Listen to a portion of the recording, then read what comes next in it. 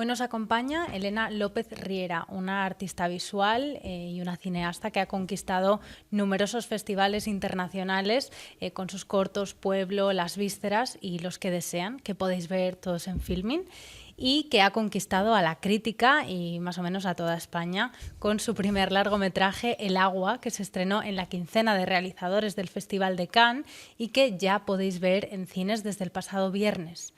El agua, una película política en muchos sentidos, tiene lugar en Orihuela y cuenta la historia de Ana, una adolescente que sueña con salir del pueblo, con ver el mundo y con no vivir atada al qué dirán. Ana vive con su abuela y con su madre, dos mujeres señaladas en el pueblo, la una viuda y maltratada y la otra madre soltera. Mientras una tormenta de verano amenaza con inundarlo todo, Ana se enamora de José y las mujeres del pueblo recuerdan aquella leyenda de las jóvenes que desaparecen con cada crecida del río porque llevan el agua dentro. Bienvenida, Elena. Muchas gracias por acompañarnos hoy en el espacio de cine y series de La Base. Gracias por venir. No, muchas gracias a ti por invitarme y qué bonito escuchar todo, así como todo eso junto, ¿no? Ese relato de la boca de otra persona. Una película bonita se merece, ¿no? Una descripción bonita, yo creo. Bueno, la primera pregunta que quería hacerte es un poco sobre tu trayectoria, ¿no? Como cineasta. ¿Cuándo decidiste que querías dedicarte a hacer cine? Y cuéntanos también con qué resistencias te has ido encontrando a lo largo de tu trayectoria. Pues la verdad que bastante pequeña, yo casi no iba a decir joven, pero es que era una niña realmente, tenía como 14 o 15 años y estaba en Orihuela en el instituto, vamos, haciendo una vida normal de estudiante de instituto y en ese momento en el pueblo no había cine y en mi casa no había vídeo y no había internet, en aquella época, aunque parezca raro. Y yo empecé a ver películas por la tele realmente, o sea que a la tele siempre lo digo que le debo mucho porque los lugares que no son las capitales o si no vienes de una familia de culturetas, pues es difícil acceder a determinados contenidos. Y recuerdo que veía películas en la televisión y que dije, yo quiero hacer eso, o sea, no sé cómo se hace, no sé cómo se llega ahí, pero quiero hacer eso. Y bueno, poco a poco fui a la universidad, encontré amigas que querían hacer también películas, empezamos a grabar así de una manera un poco punky, cuando ya empezaron cuando ya pudimos tener acceso a cámaras un poco más baratas a las que podíamos pagarnos. Y bueno, así poco a poco, un corto, otro corto y ya el largo. Los cortos, la verdad es que ya lo decía antes, que merece la pena verlos y que están disponibles en Filmin, pero son muy bonitos y además sí que son una buena, digamos, contextualización del agua, ¿no? Porque sí que hay muchos elementos presentes de los cortos en el agua, pero de una manera, contados de una manera muy distinta. Así que sí que merece mucho la pena ver estos cortos, la verdad a mí me encantan. Muchas gracias. Y nada, sí que comentar, a raíz de lo que decías, ¿no? Que en los últimos años ha habido una nueva generación de cineastas, muchas mujeres también cineastas, que habéis contribuido a aportar al cine español perspectivas e historias alternativas que eran muy necesarias, pues historias que suceden en pueblos, que suceden en barrios que normalmente no salen en las películas. Y esto también es una decisión política, ¿no? ¿Qué crees tú que ha impulsado esta nueva conquista del cine en nuestro país? A ver, pues es una pregunta que es normal y se entiende perfectamente que se formule y que, claro, nos hacen a todas, yo creo, mucho, ¿no? Y yo personalmente, no sé si todavía necesitamos un poco más de tiempo, ¿no? Como para tener la perspectiva y saber, porque es una transformación bastante profunda, me parece a mí, y estamos muy pegadas, ¿no? Y estamos como en el centro del huracán. Yo, no sé, quiero pensar, igual porque soy muy optimista, que ya tocaba, ¿no? También, y que es una progresión general de la sociedad. O sea, hay más cineastas, pero también hay más médicas, abogadas, políticas, periodistas, poetas. O sea, bueno, no sé, hay más afortunadamente ya empezamos a ganar terreno donde antes no nos sentíamos legítimas, o era raro, era difícil. No significa que no sea difícil, lo es. Y lo es más si eres mujer, pero yo creo que era también la progresión natural, ¿no? de la lucha que estamos haciendo las feministas y que han hecho las feministas antes que nosotras, y por feministas entiendo pues a mi abuela, que a lo mejor no se formulaba como o sea, no se reivindicaba como feminista, pero que lo era porque dentro de la educación que había tenido y dentro de la generación en la que le había tocado nacer, también nos enseñó a resistir, a trabajar y a exigir lo que queríamos exigir para la vida. Entonces, para mí, como primer ejemplo así de feminismo que he tenido muy cerca, ha sido mi abuela, que era una persona que, bueno, pues de su generación, ¿no? Que estaba en el pueblo y creo que es importante reivindicarlas también, porque a veces se nos olvida, y cuando hablamos de grandes nombres, pues eso, siempre están los grandes nombres, pero también están todas esas mujeres que lo han hecho en silencio, ¿no? Que no se les ha reconocido y que son muy importantes. Entonces, esta es mi opinión, no sé qué opinión tendrán mis compañeras, sí, pero creo que somos el resultado también de todo ese trabajo, ¿no? Y también desde una perspectiva de clase, me refería, quiero decir, por supuesto, sí. De que ahora sí que hay más una presencia de las clases medias o de las personas que no provienen de ciudades de Madrid, de Barcelona, en España, que son como lo típico, ¿no? Haciendo cine, que también es algo pues bastante, que es una conquista también, diría yo.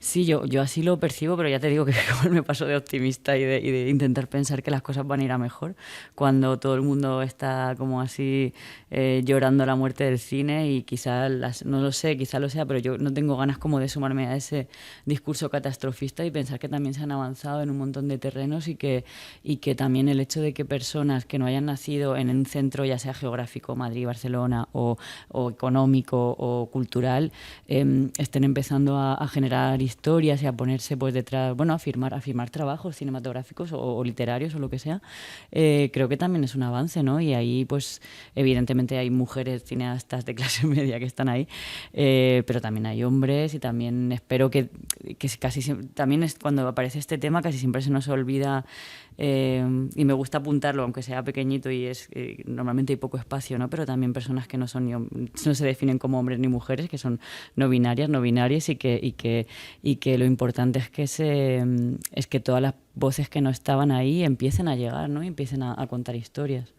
Sí, la verdad es que es muy importante, y no solo es importante, sino que es enriquecedor, ¿no? Porque nos aporta perspectivas que muchas veces, si no tenemos a través del cine, ¿cómo las vamos a tener, ¿no? Yo creo que el cine construye mucho el imaginario social y enriquece mucho culturalmente. Quería hacerte también una pregunta más, digamos, que tiene que ver con la mezcla de géneros en tu cine, ¿no? Porque a mí Del Agua me ha sorprendido, y soy consciente de que a muchos más en la crítica y en la audiencia, pues la originalidad, no solo de su contenido, sino también de su formato, del montaje, de la edición, ¿no? No es común en el cine que una película mezcle tantos géneros y tantos estilos, y El Agua combina una estética tradicional de la ficción con la del documental, con la de las noticias, con grabaciones de periodismo ciudadano, que la verdad no son comunes en el cine, y muchos cineastas dirían que es un sacrilegio meter el formato vertical, ¿no? En el cine, por ejemplo. ¿Qué hay detrás de este estilo tan ecléctico tuyo del Agua? Pues primero creo que no considerar las cosas como sagradas, que eso ayuda, ¿sabes?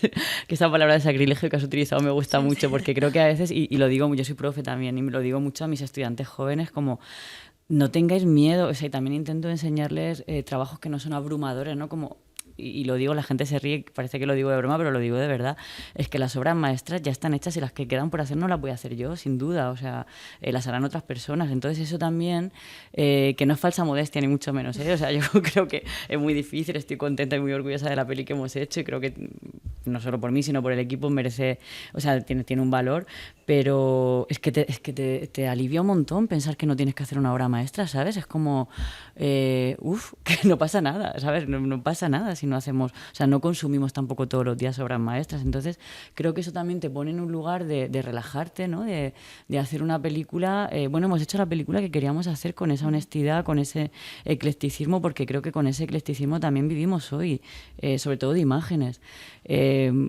No sé, es que la verdadera vida no estamos hablando como de una cosa, te estoy contando una cosa que me ha pasado como en modo documental, y de repente te digo, atención, te voy a contar una historia de ficción. O sea, en los relatos orales, tanto de hoy como de antes, todo se mezcla.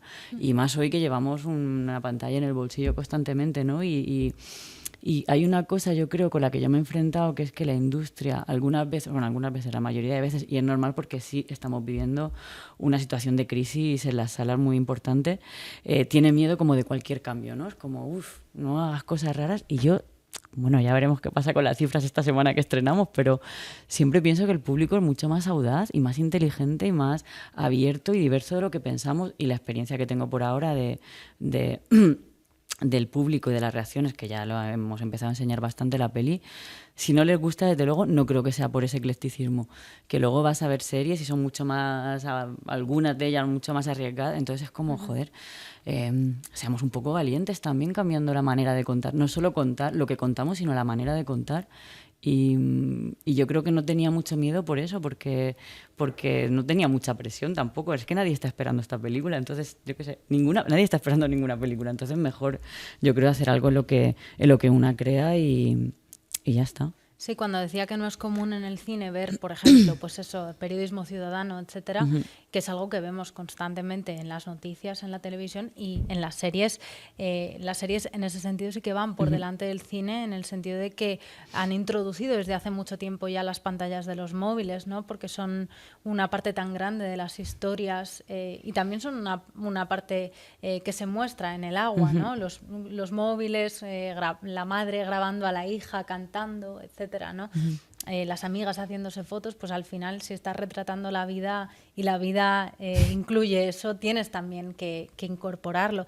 Y respecto a lo que decías de no aspirar a hacer una obra maestra, yo creo que también cabe preguntarse quién define y qué se define como una obra maestra, ¿no? Que también hay, pues yo creo que bueno, para cada cual una obra maestra es algo y va cambiando la definición de qué es una obra maestra, que es algo bueno. Claro, por eso lo digo adrede, evidentemente, por eso decía que no es falsa modestia. O sea, es que el problema es que también nos educan tradicionalmente con una presión, tanto en el cine como en otras artes, o trabajos, me da igual, con una presión de ser el mejor, de haz la obra definitiva, la peli, la obra maestra, que en realidad son trabajos, si hablamos de cine, pues los historiadores, porque no digo historiadoras, porque hasta ahora casi siempre han sido historiadores, que ese es otro problema también de la historia del cine, ¿no?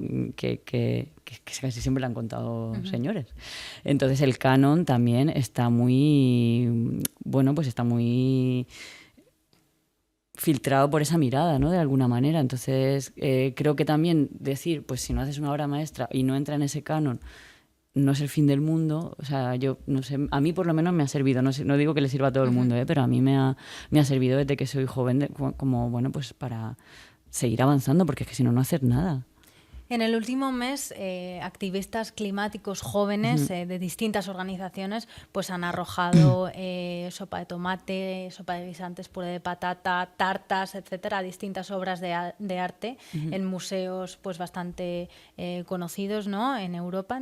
La última instancia de estos actos de rebeldía, digamos, ha sido solo hace un par de días, ¿no? En Madrid, en el Museo del Prado, que dos activistas climáticos de 18 años, me parece que tenían, pegaron sus manos con pegamento a los marcos de las majas de Goya. Lo habrás visto porque está en todas las noticias, ¿no? Bueno, el agua no es solo una historia sobre la juventud, ¿no? O solo una historia sobre el medio ambiente, sino que invita también a reflexionar sobre cómo los desastres naturales pueden influir en nuestra vida cotidiana y dictar también nuestro futuro, que es algo que preocupa mucho hoy en día, especialmente a las generaciones jóvenes. ¿Era tu intención reflejar esta incertidumbre que sienten los y las jóvenes en relación con la crisis climática, o surgió de manera más orgánica? ¿O? No, sí.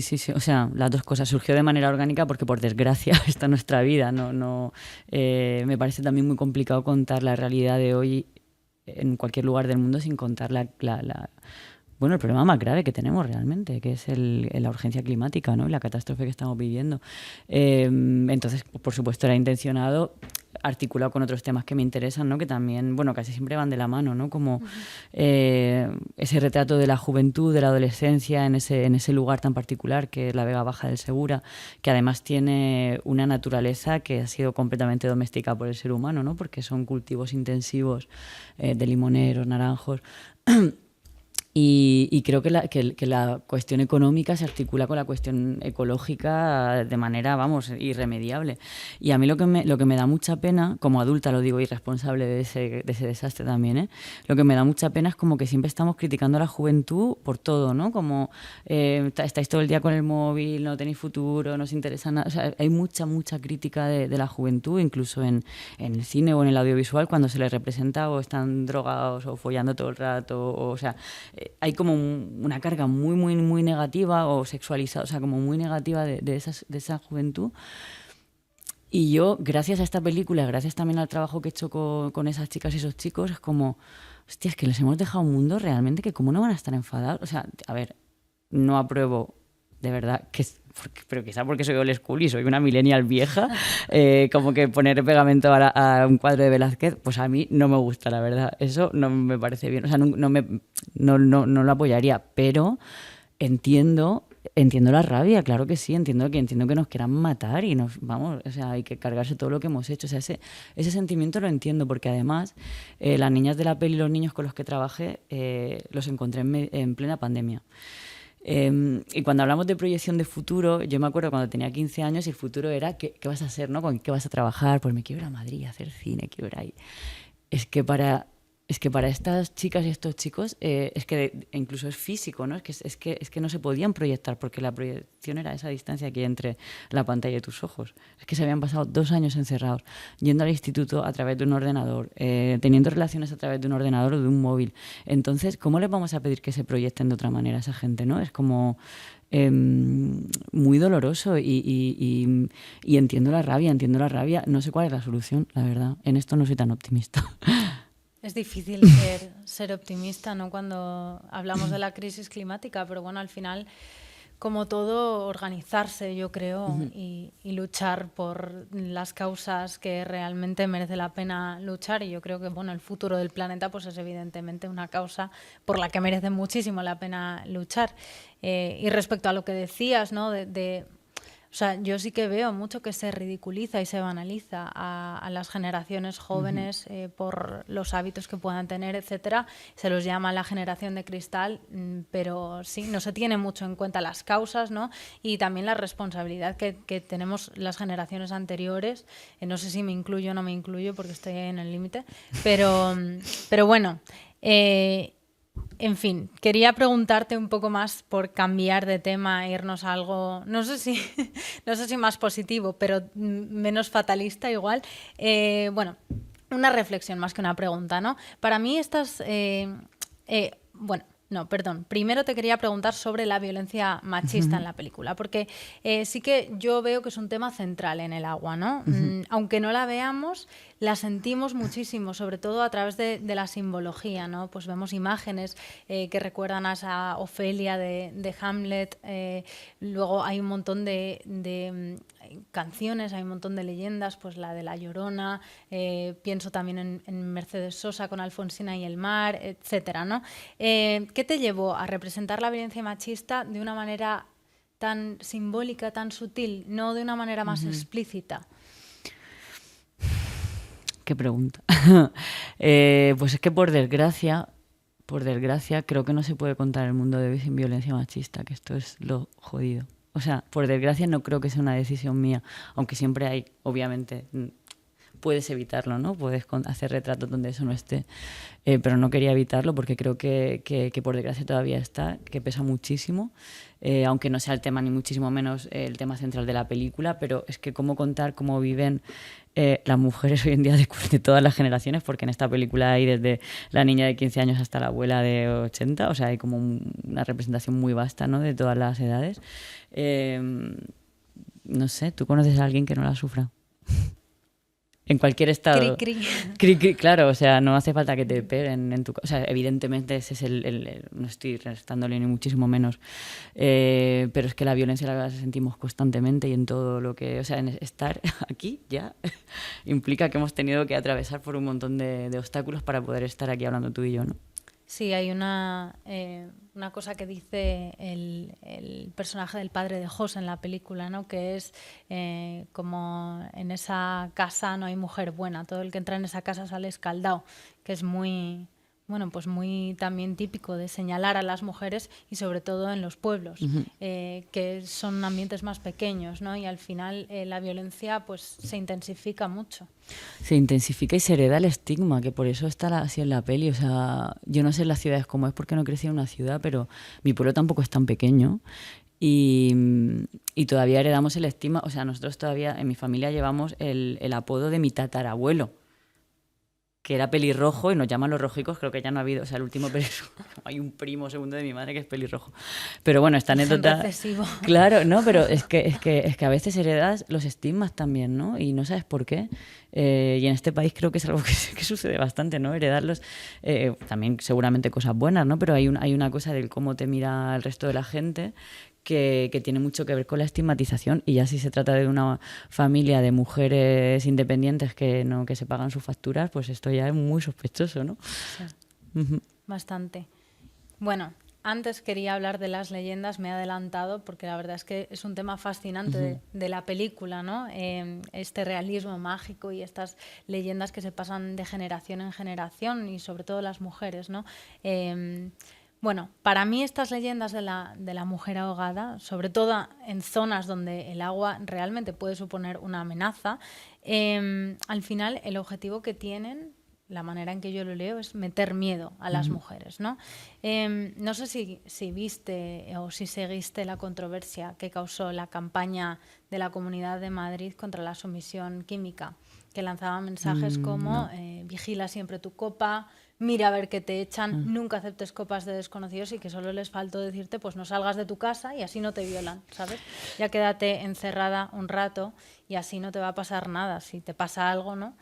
Es tu culpa. Entonces es interesante un poco observar cómo, bueno, estés en un pueblo, en una ciudad, estés en el país que estés, sea una leyenda o una campaña de la Comunidad de Madrid, al final, si nos pasa algo a las mujeres, la culpa o el mensaje es que la culpa es nuestra, ¿no?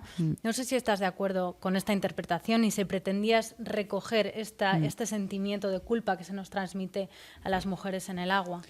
Sí, sí, absolutamente. O sea, estoy completamente de acuerdo que nos han educado, al menos a mí, en el miedo total y absoluto y en la culpa de las cosas que estás haciendo mal, y que pueden llevarte pues a sufrir eso, de todo. O sea, todo tipo de catástrofes y de males, desde el que te violen hasta que se te lleve un río por delante, ¿no? Y lo que es gracioso es que cuando piensas que estás... Bueno, gracioso, por llamarlo de alguna manera. Cuando piensas que estás contando una historia muy local, muy personal, muy íntima como la mía, y te vas por el mundo a dar vueltas con la peli y llega un señor de Noruega, una señora de Noruega, y te dice, mi pueblo es igual. Y dices, hostia, sí. Pero porque, por desgracia, al menos en el mundo, digamos, entre grandes comillas, occidental, monoteísta, etcétera, si hay una fuente de agua, hay un cadáver de mujer. Es muy fuerte. O sea, si vives al lado de un río, un lago, el mar, siempre hay esta especie de, en el imaginario colectivo, esta cosa del cadáver y la culpa, ¿no? Y por algo, o sea, algo habrá pasado para que el mar se la lleve, el monstruo salga y se coma. O sea, no sé, hay 1.000 millones de leyendas. O como la Llorona, ¿no? Como la Llorona o en un montón. Es que hay una cantidad de mitología relacionada con las mujeres y con el agua que es vastísima. Yo he estudiado, o sea, no es que haya hecho una tesis, pero claro, para la peli, y flipas, ¿no? Como las similitudes que hay. Y claro, con la película también es una pregunta hacia ese tipo de leyendas. Lo que pasa es que lo he intentado hacer de una zona un poco gris, porque es una pregunta crítica, o sea, tío, ¿por qué nos matáis siempre? ¿Por qué no metéis miedo siempre? Y que ahí entro yo como en mi cosa personal, ¿no? No sé si a ti te habrá pasado, pero lo hablo con muchas amigas y a muchas les pasa también, ¿no? Como haber vivido un poco peleada también con la educación que nos han dado muchas mujeres, ¿no? Las madres, las abuelas, con no salgas, no te vistas así, no te acuestes con no sé quién, no. Y yo he pasado muy peleada toda mi vida con ellas por eso, ¿no? Porque decía, joder, es que es súper machista, me lo estás diciendo tú, ¿por qué? Lo cual es muy controvertido y muy polémico, ¿no? Y creo que también de esto, o sea, que merece la pena hablar de esto. Y lo que he empezado con la edad, ¿no? Y con la película también, y sobre todo con la edad, porque ahora ya soy, claro, ya paso de generación también, es intentar comprender por qué lo hacían, ¿no? Y el problema de eso es que la solución seguramente no era la correcta, o sea, el miedo no era la solución correcta, sin duda, pero es que la violencia existía de verdad. O sea, es que te echan cosas en las copas de verdad y te violan de verdad. O sea, evidentemente la respuesta no es, y afortunadamente las feministas más jóvenes están haciendo mucho trabajo ahí para reivindicar eso, ¿no? Pero es que yo creo que lo hacían con las herramientas que tenían. O sea, como que tampoco me apetece estar criticando todo lo que se ha hecho antes y enfadada. Es que estoy harta de que las feministas se enfaden entre sí porque, hostia, ¿dónde vamos a llegar? Claro, sí, ¿no? es que les damos el trabajo así servido en bandeja, ¿no? Como también vamos...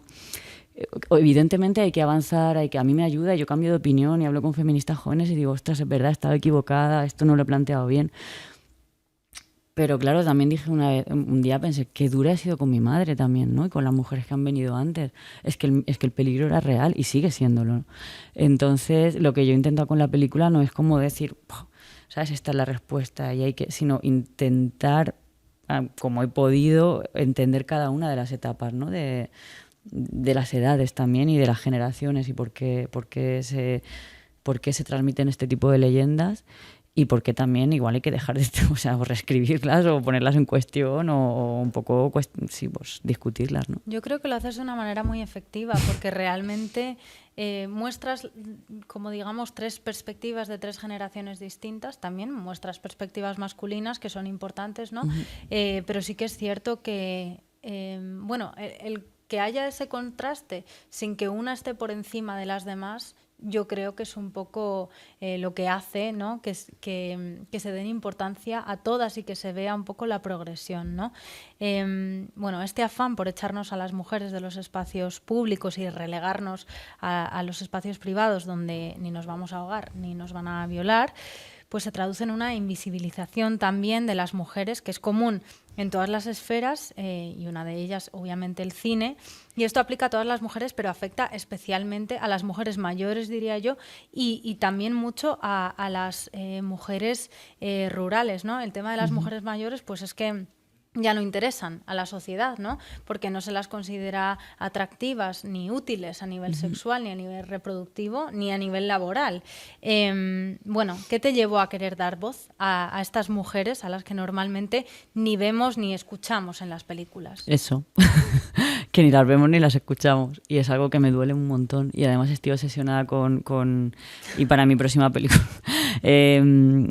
Es que una mujer para la representación, a ver, digo, de manera gruesa y a grandes rasgos, para el mainstream, es que no existe si no es abuela, madre o objeto sexual, ¿no? O sea, ¿qué pasa con las actrices o con las mujeres que tienen a partir de la menopausia? Es que hablemos de eso, por el amor de Dios. No tienen deseo sexual, no follan, no se enamoran, no, o sea, ¿cómo son esos cuerpos? ¿Dónde están? ¿Cómo son esas voces, no? Y eso es algo que me revuelve y en lo que a mí me compete, que es hacer pelis, ¿no? Y el audiovisual. Pero lo más doloroso es cuando te vaya al terreno de lo íntimo y con la película ha sido muy bonito, muy interesante, pero también ha sido muy doloroso encontrarme con ese casting que fue pues muy, muy, muy largo y muy grande. Vimos como a 10.000 personas, o sea, vimos el pueblo entero, realmente. Y muchas de esas mujeres, sobre todo las que mayores, diría yo, de 60 años más o menos, cuando las volvíamos a llamar para el rodaje, nos decían, no, es que yo no puedo... O sea, el casting era muy sencillo, era simplemente contar historias o contar un sueño, contar un deseo. Bueno, para empezar, la mayor parte decían, ¿qué? ¿Un deseo? O sea, como, ¿qué es eso? Y dices, hostia, es que nunca nadie te ha preguntado qué deseas. Nunca nadie te ha preguntado qué sueñas o qué quieres o qué... Nunca nadie te ha preguntado. Simplemente, ¿no? Eres la que hace cosas, pero no eres la que siente cosas por dentro, ¿no? Y lo segundo que realmente me dolió mucho fue que muchas decían, no puedo ir al rodaje, es que yo no sé hablar. Y decía, hostia, pero si estás hablando, ¿cómo me dices que no sabes hablar? Y bueno, por eso están así, por eso está así su palabra de manera así como desnuda, frontal y con todo lo que ellas son, porque para mí quizás no es una buena opción, no lo sé, para la película, pero para mí como ser humano era muy importante que estuvieran ahí de esa manera. A mí me gusta la manera en que se presenta a muchas de estas mujeres interpelando directamente, digamos, a cámara o al espectador, porque yo creo que cala más su mensaje cuando te están hablando a ti, cuando sientes que te están hablando a ti. O sea que a mí sí que me ha gustado muchísimo, la verdad, pues cómo lo has integrado. Es que no tengo nada malo que decir de la película, así que bueno, voy a hacerte la pelota básicamente toda la entrevista. Bueno, un par de preguntas más y ya termino, pero bueno, sí que te quería hablar un poco de... Pensando en la película, me recordaba a esto que Silvia Federici ha escrito, ¿no? En Calibán y la bruja y en otros textos que ha escrito, ¿no? Sobre la explotación de los cuerpos femeninos por parte del sistema capitalista en relación, pues eso, con la figura de la bruja, ¿no? Para ella, estas mujeres que murieron en la hoguera, que eran médicas, herboristas, abortistas, pues matronas, ¿no? Constituían una amenaza para el capitalismo, porque se negaron a poner sus cuerpos a disposición del sistema. Y a mí me parece que las protagonistas del agua son un poco brujas, no porque crean en los males de ojos o porque crean en las leyendas, sino porque son mujeres independientes. ¿Qué crees que hay detrás de esta reapropiación por parte del feminismo de la figura de la bruja? Y bueno, también cuéntanos un poco sobre tu próximo proyecto, que tiene algo que ver con esto. Bueno, pues Calibán de Federici es uno de mis libros de cabecera desde hace años. Soy súper admiradora de toda su obra, ¿no? Y de cómo, justamente porque creo que es una de las primeras teóricas que, bueno, de hecho fue una de las primeras que empezó a reclamar la figura de la bruja, ¿no? A lo largo de la historia y articularla con una cuestión de económica, ¿no? Y social, que es súper importante. Entonces es un libro que tenía muy presente a la hora de hacer la película, y por eso esa familia de 3 mujeres son un poco raras. De hecho, pues son las únicas en las que hay 2 actrices profesionales, porque son un poco... Quizás están ahí, quizás no, quizás son brujas, quizás no. O sea, es un poco una familia aparte. Pero yo, o sea, es consciente no querer catalogarlas como brujas, porque a mí me da igual si hacían pactos con el diablo. A mí lo que me interesa de la figura de la bruja es que toda la mujer que es independiente económicamente va a ser una proscrita. Y lo sigue siendo. Es sospechosa de algo.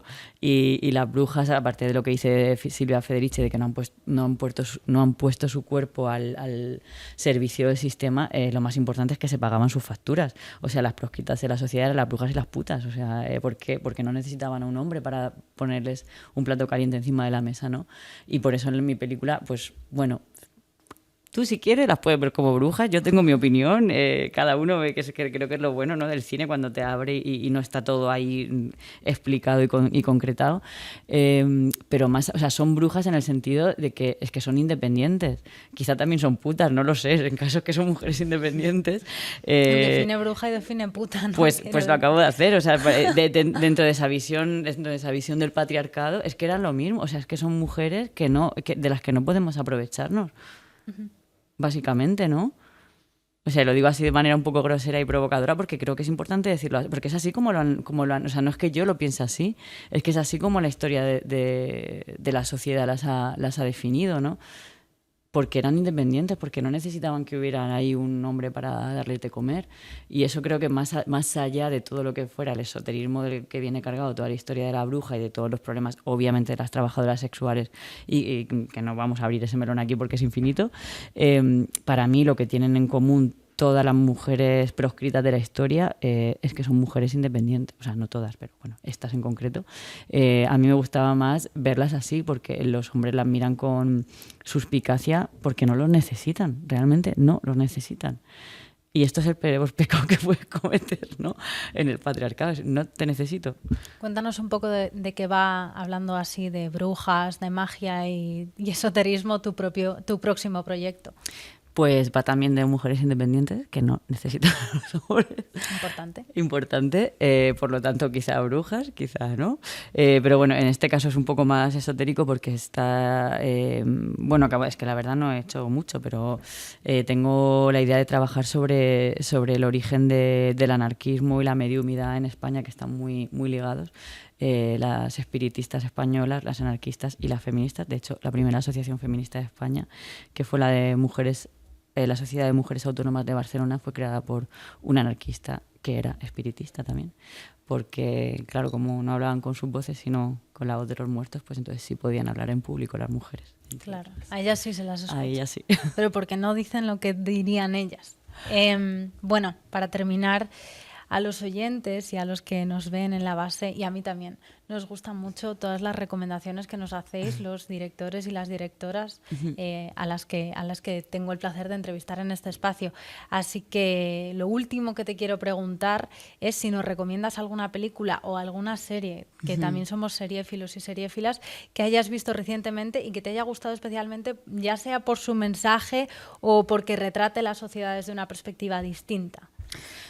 Pues mira, yo la verdad que lo de las series lo tengo pendiente, ¿eh? Me tengo que poner a ello porque no veo muchas series. Bueno, hay una que me encanta, que va a estrenar su segunda temporada, que todavía no he visto, pero soy súper fan y seguro que va a ser genial, que es Cardo, de Claudia Costafreda y Ana Rujas, que estarán a puntito de estrenar, que además Claudia es amiga, o sea que os la súper recomiendo, aunque no la he visto, pero seguro que va a ser genial como Cardo 1. La primera es increíble, o sea, a mí me parece increíble. Muy necesaria. Muy necesaria y muy bien contada y con, bueno, invita un día a Claudia, que esta sí que tiene cosas que decir. Estaba pensando ya.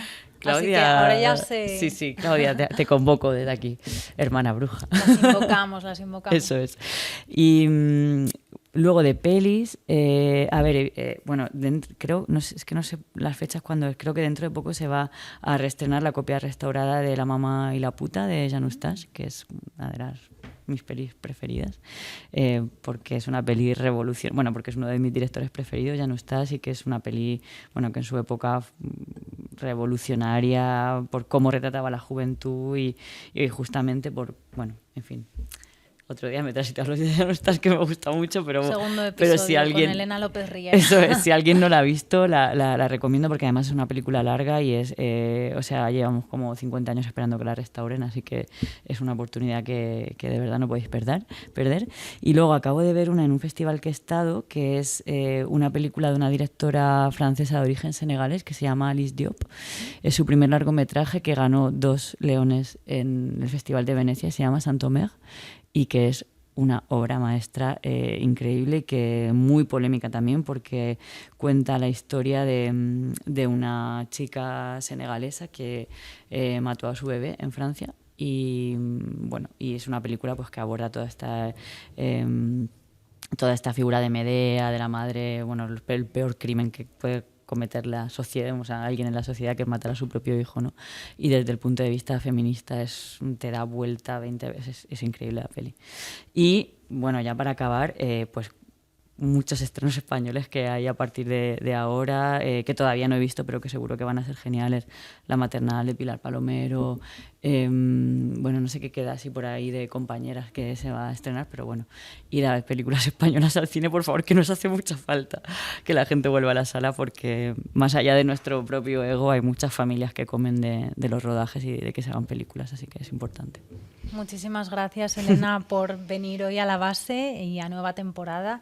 Y bueno, a quienes nos estáis viendo desde vuestras casas, ya sabéis, El agua está en cines. Id al cine a verla, que es mucho más bonita en el cine que en vuestra pantalla del ordenador. Y bueno, si no tenéis plan, pues hoy miércoles, Día del Espectador, más barato, este fin de semana con vuestras familias, amigos, amigas o solos, da lo mismo. Y quienes ya la hayáis visto, pues nada, animaos a compartir qué os ha parecido en los comentarios en YouTube. Nos vemos el lunes que viene en nueva temporada.